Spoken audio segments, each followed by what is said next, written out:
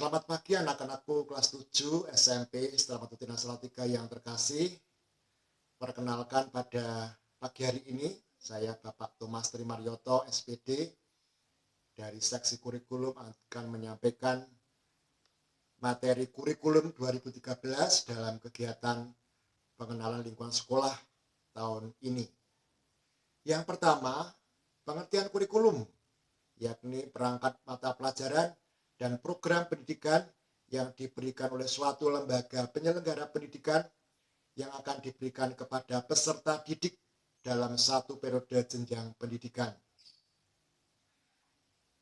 Sekolah kita dalam kegiatan pembelajaran tahun ini menggunakan kurikulum 2013. Nah, kurikulum 2013 adalah kurikulum yang terpadu, yakni suatu model pembelajaran yang melibatkan beberapa mata pelajaran untuk memberikan pengalaman yang bermakna dan luas kepada peserta didik. Kemudian yang ketiga, untuk struktur kurikulumnya, kelompok A itu ada yang pertama adalah pendidikan agama dan budi pekerti, itu baik kelas 7, 8, dan 9 masing-masing 3 jam per minggu. Yang kedua, pendidikan Pancasila dan kewarganegaraan 2 jam per minggu. Yang ketiga, bahasa Indonesia 6 jam per minggu. Yang keempat, matematika 5 jam per minggu. Yang kelima, IPA itu 5 jam per minggu. Kemudian yang keenam, IPS 4 jam per minggu. Kemudian yang ketujuh, bahasa Inggris 4 jam per minggu. Kemudian dalam kelompok B, yang pertama seni budaya itu 3 jam per minggu. Yang kedua, pendidikan jasmani, olahraga, dan kesehatan 3 jam per minggu. Kemudian yang ketiga, prakarya untuk kelas 9, informatika kelas 7 dan 8 itu 2 jam per minggu. Kemudian yang keempat, bahasa Jawa itu 2 jam per minggu. Kemudian dalam pengembangan diri itu yang pertama adalah bimbingan konseling 1 jam per minggu. Dan yang kedua adalah kemarsudirinian 1 jam per minggu. Sehingga jumlah keseluruhan adalah 42 jam per minggu.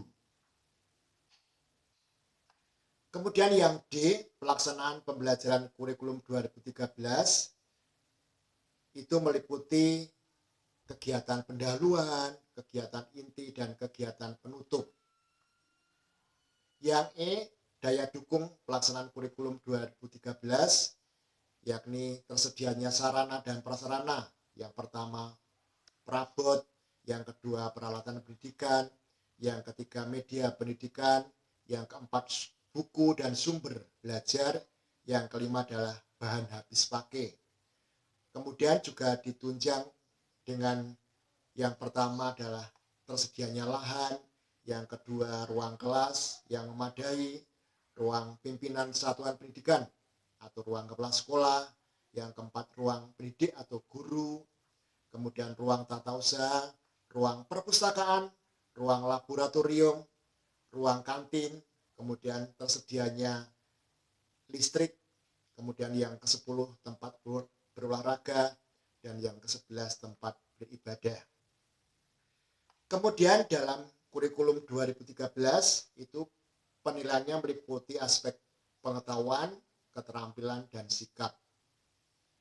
Sedangkan jenis penilaiannya itu adalah ada penilaian harian, jadi KD yang sudah terselesaikan bisa diadakan dengan kegiatan ulangan harian atau penilaian harian. Kemudian penilaian tengah semester itu biasanya diselenggarakan bulan September dan bulan Maret, sedangkan penilaian akhir semester biasanya terselenggara pada bulan Desember dan pada bulan Juni. Kemudian yang G, kriteria ketuntasan minimal dan program remedial. Kriteria ketuntasan minimal untuk kelas 7 setiap pelajaran atau masing-masing pelajaran adalah 70. Sedangkan program remedial atau perbaikan, yang pertama, tes atau ulangan remedial hanya untuk ulangan harian sebelum tes akhir semester. Yang kedua, Tes atau ulangan remedial dilaksanakan oleh peserta didik yang belum mencapai nilai tuntas pada kompetensi dasar yang diuji atau diteskan berdasarkan kriteria ketuntasan minimal masing-masing mata pelajaran. Yang C, program remedial dilakukan dengan remedial teaching, yaitu adanya pembelajaran dulu, kemudian baru diikuti dengan tes atau ulang dengan tingkat kesukaran yang diturunkan atau dengan penugasan. Yang D, tes atau ulangan remedial dilaksanakan sepulang sekolah yang diatur oleh masing-masing guru mata pelajaran. Kemudian yang H, pembobotan nilai rapor. Yang pertama, nilai penilaian harian atau NPH itu mempunyai bobot 60%. Sedangkan penilaian tengah semester itu memiliki bobot 20%. Kemudian penilaian akhir semester juga memiliki bobot 20%. Kemudian perhitungannya. Nilai rapor didapatkan dari nilai rata-rata penilaian harian dikalikan 60% ditambah dengan nilai penilaian tengah semester dikalikan 20 ditambah nilai penilaian akhir semester dikalikan 20. Contoh perhitungannya. Ada contoh perhitungan nilai mata pelajaran bahasa Inggris. Misalnya seorang itu memiliki nilai seperti ini. Pada KD yang 3.1 pada tertulis dia mendapatkan 85. Penugasannya mendapatkan 90 dan 84. Akhirnya rata-rata 85,8. Sedangkan pada KD 3.2 tes tertulis dia mendapatkan 80. Penugasannya dapat 88. Di rata-rata mendapat 83,2. Sedangkan pada KD yang ketiga 3.3 tes tertulis mendapatkan 70. Penugasannya 71, sehingga rata-ratanya 70,2.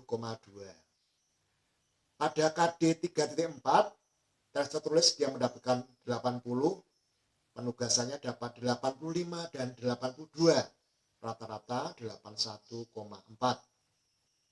Sedangkan KD yang 3.5, tes tertulis dia mendapatkan 90, penugasannya dapat 94, rata-rata 91,6.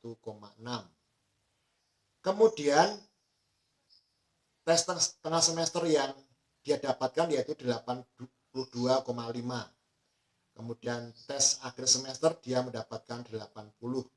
Maka nilai raportnya adalah 81 dengan predikat nilai adalah B atau baik.